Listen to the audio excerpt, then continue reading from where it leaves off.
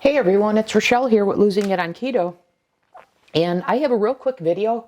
I wanted to share with you my new favorite hot drink because I don't know why, but I was getting tired of hot chocolate, and Lindsay Murphy recently released a video on her channel where she mentioned, I don't know if this was one of her short videos or her last video, but anyways, one of her recent postings, she mentioned Keto Chow back in, some of the seasonal flavors back in, like peppermint and gingerbread. And she said gingerbread makes a great hot drink. So I'm like, oh, that sounds great. So what I've been doing over the last, I don't know, week to 10 days is I have been taking one of my protein servings, I've been using with it rather than ice cream because I haven't felt like having ice cream. I've been taking a scoop of the Keto Chow gingerbread protein powder, putting it in my cup, and I'll link that recipe where I did the hot chocolate because I show you how I do that. But anyways, instead I've been doing a gingerbread scoop, and then I use my electric kettle. This is one I got from Costco. It's real simple. It's got the fill line, and for this cup, I fill right below. It's like 28 ounces or so. Man, 28 ounces of this is so filling and so delicious. So satiating. But anyways, I fill about 28 ounces of water. Then I have my tall frother here because of the tall glass that I got on Amazon. And if you guys are curious, this is the, I don't know if you could see that. Let me show you. That's the brand. And as you can see, it's a rechargeable battery. So I charge that, and it's got settings to show me when the battery is getting low. So I find this better than, you know, the ones that have battery replacements. So this is great. It's more powerful, and I'll show you that one. I used to use this this froth blast, and you can see, let me show you the height difference. Look at that. So this one is superior. I'll use that froth blast when I'm making like a single bread to just froth the egg whites and add in the dry ingredients, so it still comes in handy. But anyways, take a look. This has no dairy in it, other than I'll tell you, but this is all water. As I said, I use 28 grams, but look at that froth in there. And I get that from this. But anyways, so I've been having that gingerbread drink, but then I got to thinking to say, wait a second. If I could make a hot chocolate that's nearly no calories, you know, very, very low, just what's in the tablespoon of cocoa powder that I use, could I do the same thing with a seasonal flavor? So I was thinking gingerbread, hot apple pie, pumpkin spice. You know, you can let your imagination run wild in terms of what flavors you like for the season. But for me, it's the hot apple pie or apple pie spice and the gingerbread. So what I did is I have my spices here. I just took what makes up a gingerbread spice. I put that in the bottom of my mug, just like I would do a tablespoon of hot chocolate. Well, in this case, I have my spice blend that I put in here. And then because I'm not using much, if at all, a protein powder, how do I still get some creaminess? Well, then I'll use my liquid sweeteners. Like English toffee goes very well in the gingerbread, so I do a squirt of that. And I also do about 10 drops of the cinnamon liquid stevia. So for gingerbread, that goes really well. Both of these would go really well, or swap this one out for caramel, which I have, for the apple pie. So you can get creative here. This is the one. So I've got a caramel one here. See if I can get that focus. That's the only caramel one I've been able to find. But in the case of an apple pie spice, you know, you don't have to do a blend. They sell that. So here's an apple pie spice. You can do a tablespoon of this. I don't know if that's too strong, but I was just thinking same amount as the hot chocolate, cocoa powder. And I've got another apple pie spice one here. So I've got 2 of those. I've got pumpkin spice. So if that's your thing, you can do that.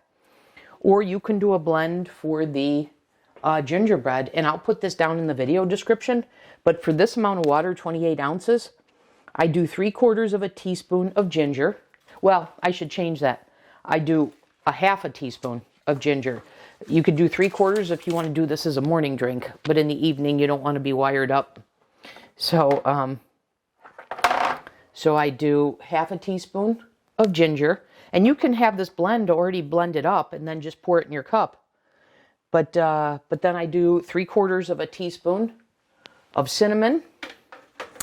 And then 1/8 of a teaspoon of cloves. Or if you don't have that, you can do allspice, ground, both of these. And then a pinch of salt. And like I said, the sweetener. And then what I've done, you don't have to do this, but it's just 14 calories, just 3 grams of protein. I do 5 grams of a milk protein powder. So you could do vanilla, you can do unflavored, or because I have keto chow, I have both gingerbread and apple pie. So I have 5 grams of gingerbread in this, and if I do an apple pie one, I'll do 5 grams of the apple pie. But this is a delicious drink, you guys. So good. And for somebody like me, where the weather is getting colder, who doesn't like coffee or tea, which is why I like that hot chocolate so much, this makes for a beautiful variety. So anyways, guys, I just wanted to bring that to your attention. Not really a recipe, more just an idea to satiate. And so I'll finish up my day with this, especially when I'm making a ton of recipes like I have, and I have to use up those recipes, and I don't have the protein left over at the end of the day to spend, say, on a full hot gingerbread with all that protein powder. Then here's a way I can still get that flavor and still get that satiety, but save the macros, use them elsewhere.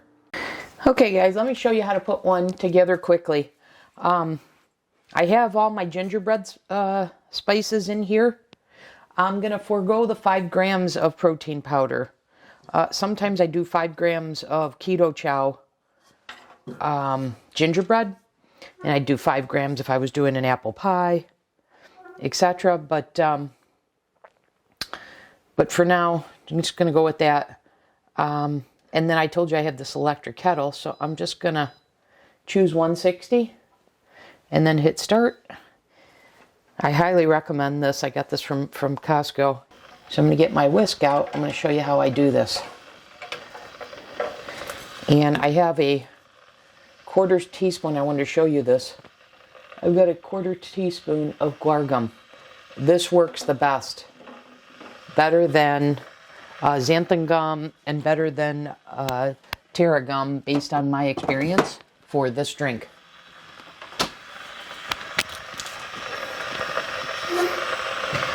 So this gets the water to temperature pretty fast. And then the insulated mug I'm using, container, is thermal flask, and this is 32 ounces. And I believe I got a dual pack of these from Costco. They don't carry them any longer, but you can buy individual thermal flasks lots of places.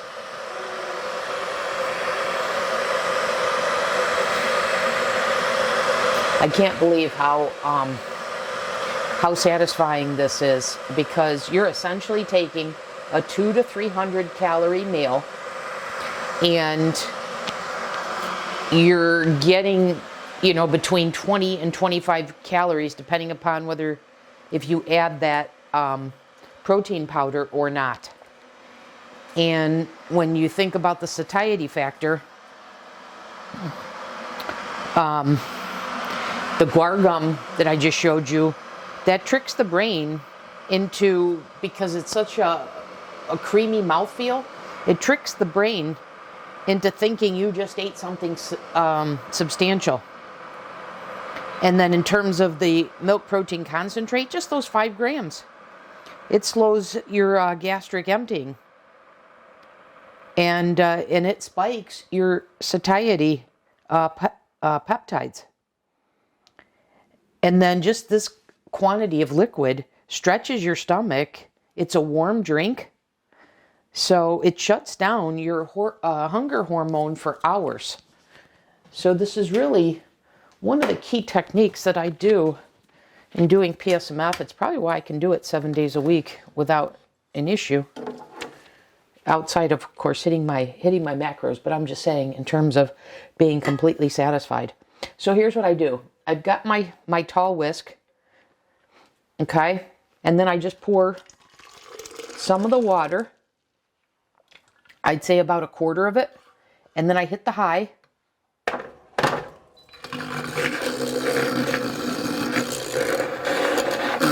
And then I mix, make sure I'm going from the bottom. Make sure I get all of that. And then as I pull up, you hear the difference? That's on the bottom. And then I'm pretty much right on the top here. It's the top that creates the froth. So if you could see that.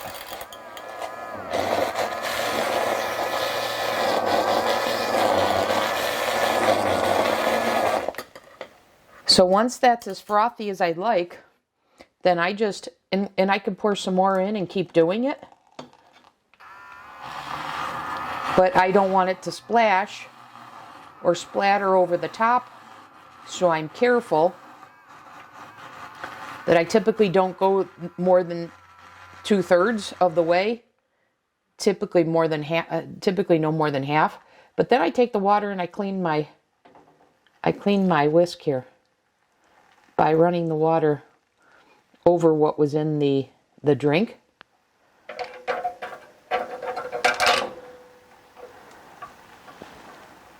And you see all that froth?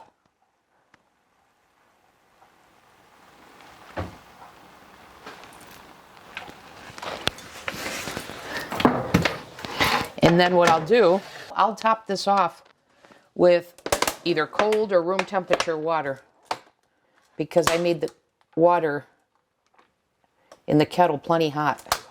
And so that's how I make my drink.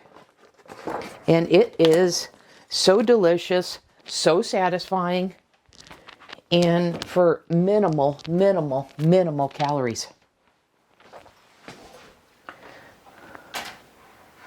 And as I start to drink, and if the froth goes down, I can use my frother again.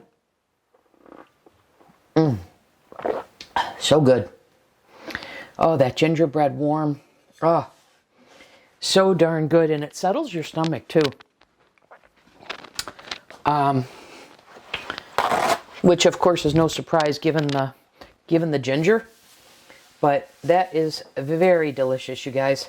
So that'll do it for this video. Thanks for watching, everyone. Another tip, I'll include the ingredients for other types of flavors, because another one I'm going to have is a hot apple pie. And maybe I'll have a cinnamon roll one too. Anyways, I'll see you guys in the next video. Thanks for watching.